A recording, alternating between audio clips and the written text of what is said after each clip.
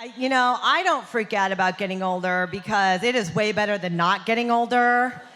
It does not flip me out at all that I am going to put another candle on my cake and in my muffin top. It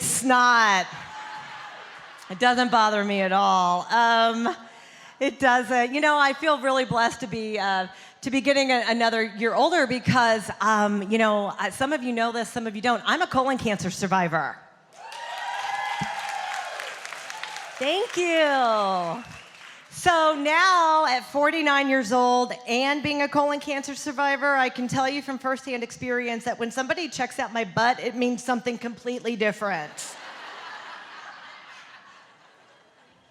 When I found out I had colon cancer, I was really surprised because, let's face it, I am not a 75-year-old retired grandpa from Sarasota, Florida, like is what you think of. I think that's what you think of when you think of colon cancer. I was a 45-year-old healthy MILF. Oh, you guys, you know what a MILF is? Yeah. A mommy intoxicated on liquor frequently. It's a thing. It's gonna catch on. That's totally gonna catch on. It is. Seriously. One of the things that came out of being diagnosed with cancer at an early age is that my surgeon was so adorable. I was really freaking out. And my surgeon asked me, he was like, well, do you have, any questions? They took 2/3 of my colon out, which is okay. That sounds dramatic. Turns out you have way more colon than you need. Who knew? I didn't know that. And, your colon is like 285. And they just built me my own express lane. So now my traffic never gets backed up. Got my peach pass. I'm ready to go.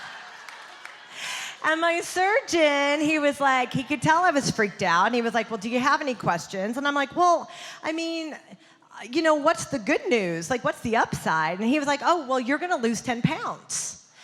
And I was like, oh my God, really? 10 pounds? Can you take my spleen while you're in there? Not for nothing, doc, but I'm completely done with my uterus,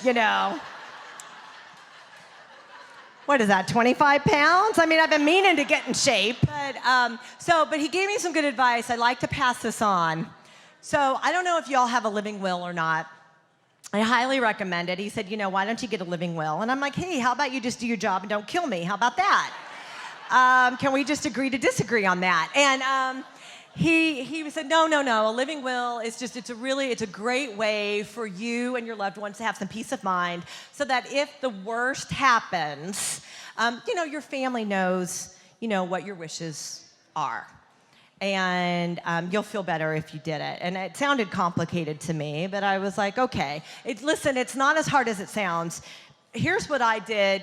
Take this back. Maybe this will work for you. So my husband and I went home from that meeting, and I took out a piece of paper and I wrote down my happy weight. And I handed it to him, and I said, don't pull the plug until I've hit that number. And